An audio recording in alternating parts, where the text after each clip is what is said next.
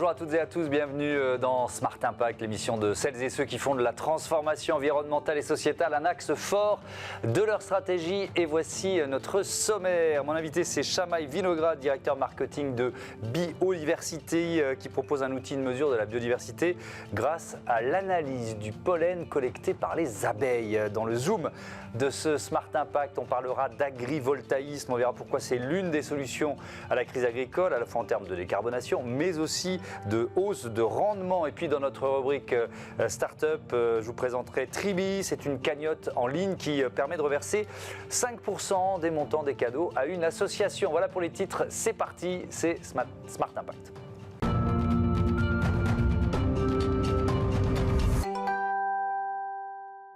L'invité de Smart Impact, c'est Shamaï Vinograd. Bonjour. Bonjour. Bienvenue, vous êtes le directeur marketing de Biodiversity, entreprise née en Belgique il y a une douzaine d'années. Avec quelle idée alors j'ai lu en préparant l'émission, solution de surveillance et d'assainissement de l'environnement, sauf que derrière, il y a une idée assez géniale. Racontez-moi.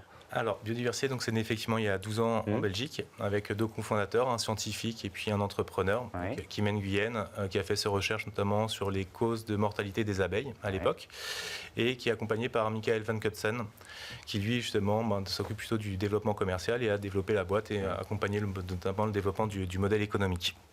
Donc, à l'origine, leur idée, c'était que la biodiversité, ça peut tout simplement permettre aux entreprises de créer de la valeur. Et donc, c'est vraiment notre mantra chez nous, c'est que la biodiversité, ce n'est pas un obstacle au développement économique, bien au contraire, ça peut être un atout si il est bien pensé et on réfléchit bien à la manière dont on peut faire levier sur la biodiversité pour se différencier, créer de la valeur à la fois économique, sociale et environnementale. Donc ça, c'est le principe général. Et puis ensuite, il y a le biodiversité, c'est le bi d'une abeille, évidemment. Quel rôle jouent les abeilles dans votre modèle ? J'y viens effectivement. Donc il y a deux dimensions dans notre travail. D'abord l'accompagnement stratégique de grands comptes, entités publiques et corporates pour définir leur stratégie biodiversité, comment l'appréhender tout au long de leur chaîne de valeur. Et donc trouver justement des opportunités grâce à la biodiversité, réduire la pollution.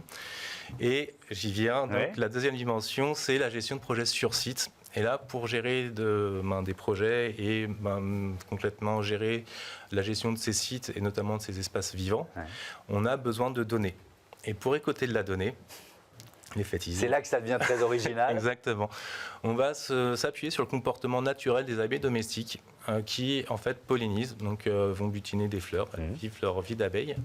Et lorsqu'elles reviennent avec ce pollen qui va contenir concrètement l'ADN de toutes les plantes qu'elles auront pollinisées et qu'elles vont également accumuler tous les polluants, malheureusement, mais ce qui va nous permettre, nous, derrière, en analysant tout ça, de connaître toute la palette végétale d'un site, savoir s'il y a des carences spécifiques, par exemple, à certains moments, s'il y a des espèces invasives, qui est une cause aussi d'effondrement, malheureusement, de la biodiversité, et également donc, détecter toute la pollution industrielle et agricole. Donc, par exemple, 500 pesticides, les métaux lourds, les polluants éternels, etc. Et alors, donc, pour bien comprendre, alors je repars des abeilles, donc elles vous servent de vigie en quelque sorte. Ensuite, qu'est-ce qui se passe ? Ça permet de définir des plans d'action pour préserver cette biodiversité ? Exactement. L'idée, c'est de collecter effectivement de la donnée sur site. Et cette donnée, c'est de l'interpréter grâce à nos équipes scientifiques. Donc, on a des écologues, des ingénieurs agronomes, une expertise scientifique pour analyser tout ça et derrière en rendre compte à nos clients qui vont pouvoir engager les parties prenantes, les différentes parties prenantes au niveau d'un territoire et pouvoir comme ça mener des plans d'action concrètement, planter telles espèces à tel moment pour gérer son espace vert par exemple avec des entretiens particuliers à certaines périodes de l'année pour optimiser justement la régénération de la biodiversité, diminuer la pollution. Ça veut dire que vos principaux clients sont quoi ? D'abord des collectivités locales ? Alors, pas seulement ? Pas seulement. On a concrètement trois types de clients. On va avoir dans un premier temps des acteurs économiques pour qui le vivant, la biodiversité est concrètement au cœur de leur business model. On va parler par exemple de l'agriculture, des producteurs gestionnaires d'eau. Donc pour eux, ils ont un intérêt à protéger bien entendu leurs ressources principales pour pérenniser leur activité. Ensuite, on va avoir des acteurs économiques qui, eux, ont un impact sur la biodiversité. Donc là, l'idée, ça va être d'être neutre, voire positif en termes d'impact sur la biodiversité. On va accompagner des industriels, des acteurs de l'immobilier. On adresse de manière générale vraiment tous les pans de l'économie. Et enfin, effectivement, les collectivités territoriales et les entités publiques qui, elles, voient un intérêt tout simplement sociétal à protéger la nature et pouvoir faire bénéficier nos concitoyens d'un environnement qui soit sain. Je voudrais rappeler un constat qui malheureusement est assez désastreux sur la chute de la biodiversité planétaire. C'est le WWF qui nous donne ces chiffres. 60% des populations d'animaux sauvages perdues en 40 ans. Et alors, c'est une question très générale, mais est-ce qu'on peut inverser cette tendance d'après vous? Est-ce que vous voyez, parce que là vous avez une douzaine d'années d'expérience, c'est le fait d'avoir redonné de la biodiversité à des territoires ou à des espaces? Il faut savoir, effectivement, c'est possible. Finalement, ça coûte vraiment pas cher de le faire et ça nécessite justement de petites actions. Ce qui est intéressant, c'est qu'on accompagne, on est présent aujourd'hui sur 25 pays, 4 continents, à travers 140 projets, par exemple, sur l'année 2024. Et on voit au fur et à mesure quand nos clients prennent justement des actions concrètes sur le terrain, réaménager une zone naturelle, diminuer l'utilisation de pesticides, c'est que très rapidement, en fait, la nature reprend ses droits et on voit des espèces revenir, des espèces d'oiseaux, des poissons reprendre le cours de leur vie normale, et simplement avec des petites actions. Et parfois, on commence par le végétal et justement, ça a des effets en fait. On enclenche en fait un effet cascade avec un cercle vertueux qui va permettre le retour de ces espèces. Alors, je ne suis pas assez connaisseur, mais le périmètre d'action d'une abeille, je vous pose la question pour savoir si cette solution elle est valable sur des petites, des grandes surfaces. Alors, on a plusieurs solutions justement de mesure de la biodiversité. Donc, on a parlé du biomonitoring qui s'appuie sur le comportement des abeilles domestiques. Donc, il faut savoir qu'une abeille domestique, elle va rayonner à 1,5 km autour de sa ruche. Et ça couvre une large surface de 700 hectares. Donc, c'est pas mal, dans ce qu'on appelle, en fait, c'est de la biodiversité à l'échelle du territoire, du paysage. Ensuite, on travaille actuellement sur une autre solution, cette fois en s'appuyant sur les abeilles sauvages, qui va restreindre ce cercle à 40 hectares. Concrètement, elles pollinisent et elles vont nicher en fait, à 350 mètres concrètement autour de leur nid, parce qu'elles ne vivent pas forcément, et la plupart du temps pas justement en ruche, elles ont un autre comportement. On appelle ça des abeilles solitaires souvent, pour l'essentiel d'entre elles. Et alors pourquoi pourquoi vous travaillez sur ce rétrécissement en quelque sorte en fait, pour certains clients, 700 hectares c'est simplement trop grand en fait, par rapport à leur rayonnement ou le besoin qu'ils ont pour récolter de la donnée au niveau de leur site. Donc 40 hectares, on est plutôt à l'échelle d'un quartier et moins à l'échelle d'un territoire et d'une ville. Et enfin, on peut également travailler sur ce qu'on appelle l'ADN environnemental. Donc là, on va faire des prélèvements sur site grâce à un écologue et on va pouvoir détecter au niveau de manière très localisée et quasiment au mètre carré près ce qui se passe sur un espace. Il y a une autre dimension qui me semble intéressante, c'est la mesure d'impact en fait. On est en plein débat sur la CRCRD, le bilan extra-financier, le fait que les entreprises aujourd'hui les plus importantes soient tenues de publier un bilan extra-financier. En matière de biodiversité, on se dit souvent que c'est plus difficile d'avoir des données précises que quand il s'agit simplement de faire son bilan carbone. Est-ce que vous apportez des données finalement scientifiquement prouvées d'une certaine façon, qu'on peut intégrer à un bilan? Effectivement, donc nos solutions sont à la fois très innovantes, mais s'appuient sur la science et donc sont très solides, très fiables. Et effectivement, comme vous le dites, la biodiversité, c'est beaucoup plus complexe finalement que le carbone. On n'a pas l'équivalent tonne biodiversité. C'est très local d'un territoire à l'autre. La réalité est différente. C'est pas parce qu'on a beaucoup d'espèces que c'est forcément bon signe. Donc il faut toujours réinterpréter malgré toutes ces données. Et donc c'est très compliqué aujourd'hui pour les gens qui font du reporting extra-financier de fournir de la donnée qui ait du sens et surtout de l'interpréter et de la transcrire en termes d'action sur le terrain. Donc nous, effectivement, c'est notre travail de fournir ces données qui se rentrent dans les cadres justement de l'ESRS 4, le 4, de la CSRD ou encore la TNFD ou encore SBTN qui est en cours. Et on alimente justement ces reportings pour permettre, encore une fois, nous derrière, au-delà de la donnée, c'est vraiment de permettre de l'action et donc permettre à ces grandes organisations de prendre des actions concrètes sur le terrain. Quand vous dites SBTN, c'est en cours, ça veut dire donc basé sur la science, c'est-à-dire c'est une labellisation, une certification que vous êtes en train d'obtenir, c'est ça? Non, le SBTN, c'est l'équivalent biodiversité ou nature de SBTI, qui était un framework en fait justement de reporting pour le carbone et qui est décliné et qui est donc c'est simplement qui s'appuie sur de la donnée scientifique. Et encore une fois, l'idée c'est de fournir une donnée qui soit solide, concrète et qui soit donc il y a une convergence aussi des outils de reporting pour derrière permettre une meilleure action. Ouais. Je voudrais qu'on parle des polluants pour terminer. Vous nous dites, grâce aux abeilles, on détecte un certain nombre de polluants, mais ça peut être très vaste, les polluants. À quel point de précision on peut dire il y a tel et tel polluant dans la zone? On identifie les polluants et on arrive à mesurer leur concentration. Okay. Donc on peut savoir, par exemple, si je prends l'exemple de la pollution agricole, donc on va pouvoir mesurer plus de 500 molécules aujourd'hui de pesticides et on va savoir si ces pesticides sont par exemple internis et bannis dans l'Union européenne. On va savoir également la concentration, savoir s'il est au-dessus ou en deçà des seuils réglementaires. Et donc l'idée après, c'est une fois qu'on a détecté ça, c'est de travailler avec les parties prenantes et les agriculteurs pour trouver des alternatives et pourquoi pas s'orienter sur des pratiques plus vertueuses en termes environnementaux et notamment aller vers l'agriculture régénératrice. On a des exemples, par exemple, où on avait une région, un projet en Alsace, où sur 3 ans, on a diminué l'utilisation de 25 pesticides différents à 7 concrètement, et surtout en étant en deçà des seuils réglementaires, donc d'utiliser simplement ces outils, parce que parfois, malheureusement, il n'y a pas le choix, mais de les faire de manière beaucoup plus raisonnée et de manière beaucoup plus respectueuse de l'environnement, ce qui est meilleur pour l'environnement, forcément la biodiversité, mais aussi pour les gens qui manipulent aussi ces produits. Évidemment. Merci beaucoup, Chamaï Vinograd, et à bientôt sur Bismart for Change. On passe tout de suite à notre zoom sur l'agrivoltaïsme.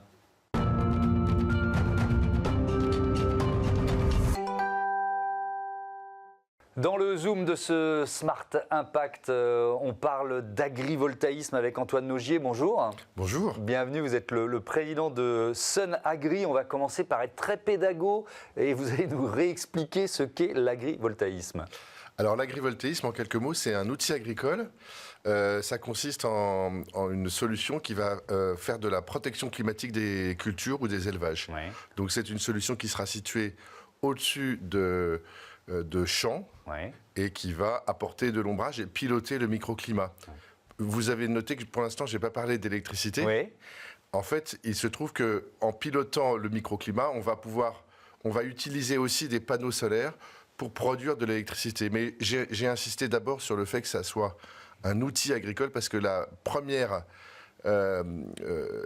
premier objectif, c'est d'apporter de l'impact à l'activité agricole et des services directs. Oui, alors on va parler des deux. On va parler effectivement de l'aspect protecteur et puis évidemment de cette électricité produite et puis de rendement d'une manière générale. Pourquoi c'est utile pour rendre une agriculture plus résiliente face au changement climatique? Je veux bien que vous m'expliquiez ça. Alors, le changement climatique, il a des impacts désastreux, on l'a vu ces dernières années. On est dans les pires récoltes qu'on ait jamais vues depuis plus de 50 ans. Et en fait, il fait que le vivant n'est plus capable de s'adapter dans les extrêmes. Les extrêmes en moins et les extrêmes en plus. Ouais. Il y a soit trop d'eau, soit pas assez, soit trop de chaleur, soit un gel tardif. Ouais.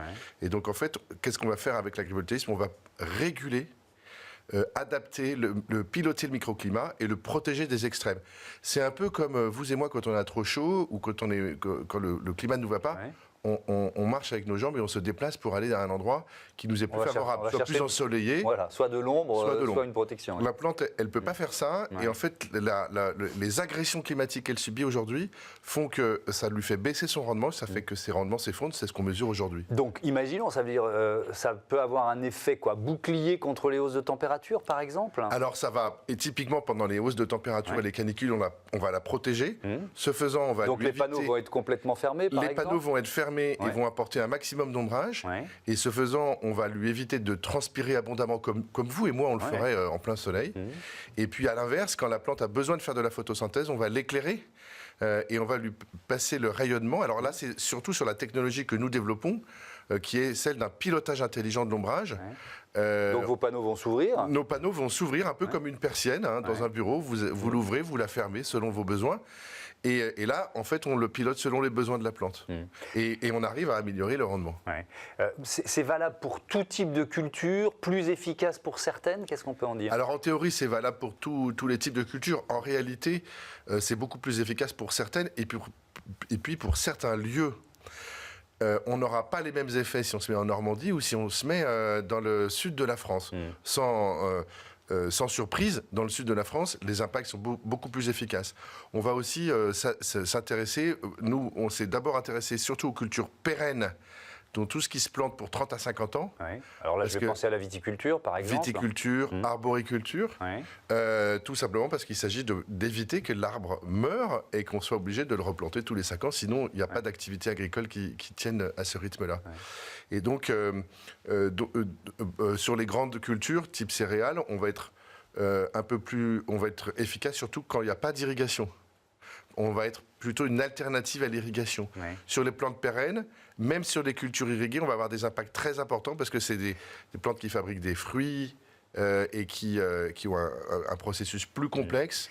Et on va pouvoir vraiment piloter la quantité et la qualité de fruits. Je vais pousser le curseur. Est-ce que ça veut dire que dans certaines régions, je pense par exemple, effectivement dans le sud, les Pyrénées-Orientales, les régions qui ont été le plus frappées par la sécheresse, ça peut permettre, on va rester sur la viticulture, tiens, à ces activités de perdurer. C'est-à-dire que sans les solutions d'agrivoltaïsme, à terme, plus ou moins court ou moyen terme, il n'y aurait plus de viticulture. Alors, c'est très exactement ça. C'est-à-dire qu'aujourd'hui, les études prospectives montrent que la viticulture risque de disparaître assez rapidement. Et on voit d'ailleurs qu'il y a des exploitations sont dans des situations impossibles avec des chutes de rendement qui sont épouvantables. Alors, avec cette solution, on arrive à rehausser le rendement, on va jusqu'à 60%.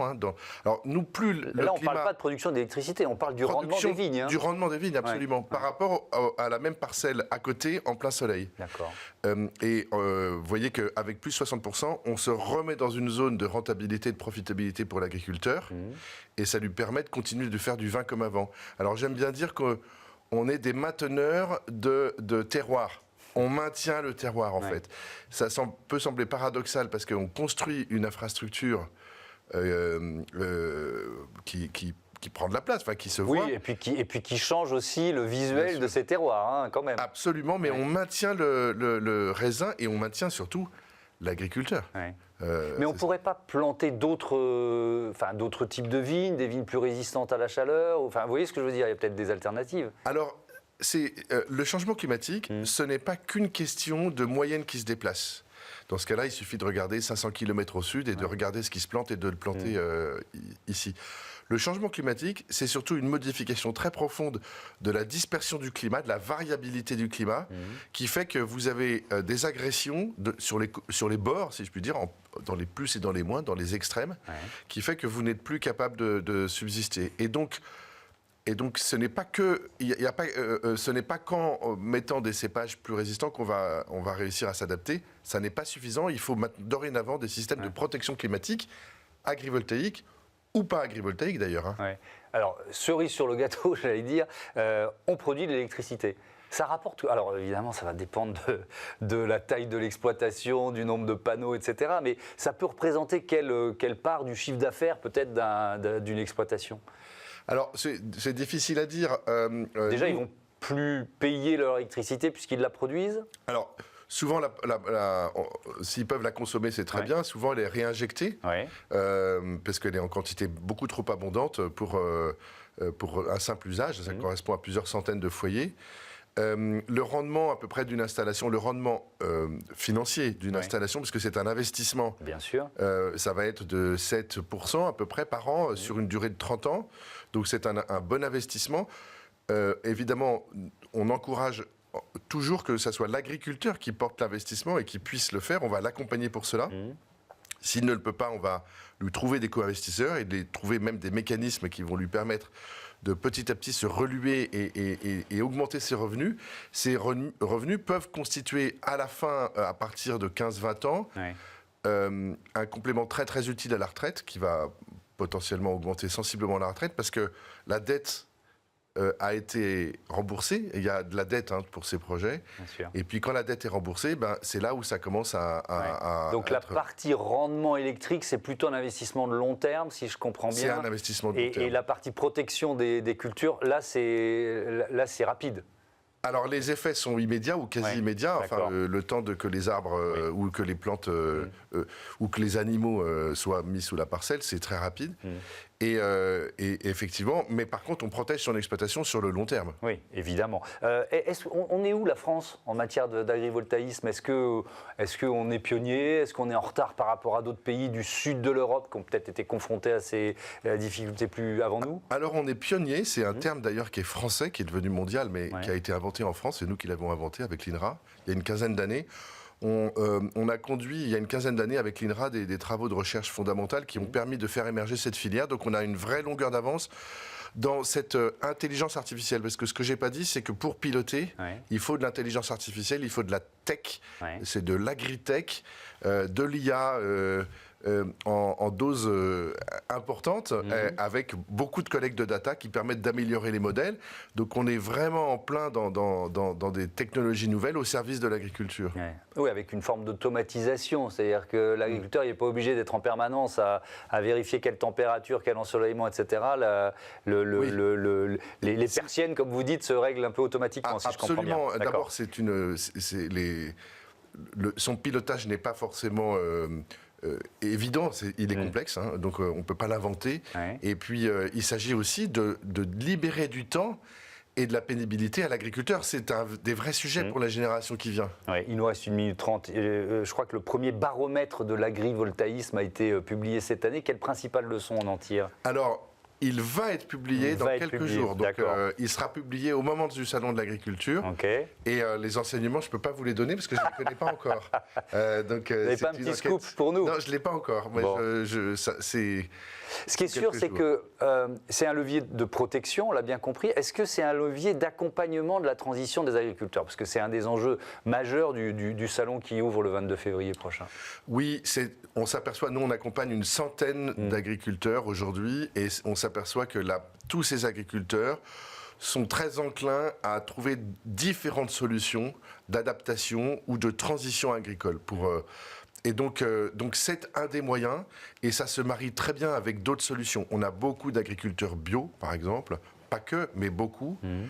Et donc c'est l'adaptation au changement climatique, d'une certaine façon, et la transition agricole, c'est un ensemble de solutions.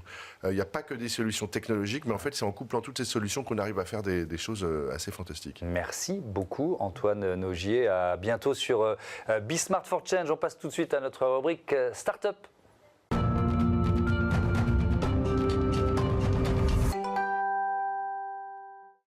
Smart Ideas, notre rubrique Startup avec Cécile Flamand. Bonjour. Bonjour Thomas. Bienvenue, vous êtes la fondatrice de Tribi, créée en 2020. Avec quelle idée? Alors l'idée, c'est une cagnotte pour tous les événements festifs, anniversaire, mariage, naissance, pot de départ. Par contre, elle casse les codes, on voulait autre chose. Et c'est une cagnotte en fait qui est différente, qui a du cœur, parce que c'est 95% de la somme pour le cadeau, 5% pour une belle association et c'est surtout 0% de commission. Les cagnottes classiques prennent 6% de commission et nous, à la place, on propose de faire un don de 5%, donc le choix est vite fait. Oui, à une association, on va rentrer dans le détail. Ça a commencé par quoi? Par une cagnotte d'anniversaire des enfants, c'est ça? Ou vous vous êtes dit, c'est pas possible, quoi? C'est exactement ça. Moi, j'ai 2 enfants, ils invitaient une dizaine de copains, ils recevaient 5 ballons de foot, alors j'en avais déjà 4 dans le jardin. Ça me rappelle des souvenirs aussi, oui. Carrément. Donc beaucoup de cadeaux, en fait, pour donner, et en fait, qui finissent dans les placards. Donc beaucoup d'argent dépensé pour rien. Et de matières premières aussi, accessoirement. Exactement. On fait le bilan carbone de tout ça. Et donc l'idée de départ, c'était une cagnotte pour les anniversaires d'école où l'enfant pouvait avoir un plus gros cadeau et diriger 5% de la cagnotte vers une association qui le touche le plus. Donc ça a été lancé en plein confinement. Donc c'est pour ça qu'on a évolué vers la suite et qu'on s'est développé pour tous les événements festifs. Alors si vous ne prenez pas de commission, ce que j'ai bien compris, quel est le modèle économique de Tribi? On a fait le choix d'un modèle économique solidaire parce qu'on voulait que l'intégralité des 5% de dons soit versée aux associations. Et donc on se rémunère et on ne vit uniquement que grâce aux pourboires laissés librement par nos utilisateurs. Un pourboire, alors le mot est intéressant, on est dans le domaine de la restauration là. Et alors est-ce que vos clients sont généreux? Est-ce qu'ils donnent beaucoup de pourboires? Eh bien oui, les Français sont généreux et on le prouve tous les jours. On a 60% de nos utilisateurs qui nous laissent un pourboire. Et aujourd'hui, ça fait du bien de montrer que les gens croient en la solidarité et en la générosité, qui sont les piliers d'un monde meilleur demain. Mais ça veut dire quoi? Ça veut dire que déjà, vous les informez de ça. C'est-à-dire, vous leur dites, nous, pour vivre, on a besoin de vos pourboires. C'est exactement ça. Il faut que ce soit clair, quoi. C'est expliqué en disant qu'on ne prend 0%, on ne prend pas de commission. Par contre, on a des frais bancaires, on a des frais de fonctionnement, on a des salaires, on a une belle équipe, on est 7.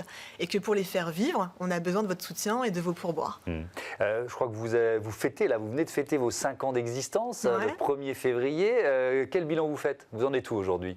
Un bilan extraordinaire. Aujourd'hui, on vient de dépasser les 2 millions d'euros versés à nos associations partenaires et on a vocation à la fin d'année d'atteindre les 5 millions.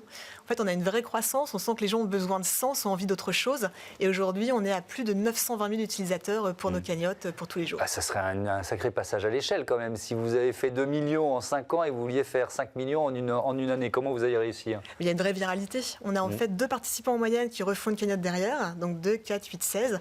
Et en fait, les gens, à chaque fois, quand on rentre dans une entreprise pour un pot de départ et qu'il y a une cagnotte Tribi qui est lancée, après, il n'y a plus aucune autre cagnotte qui rentre dans la boîte.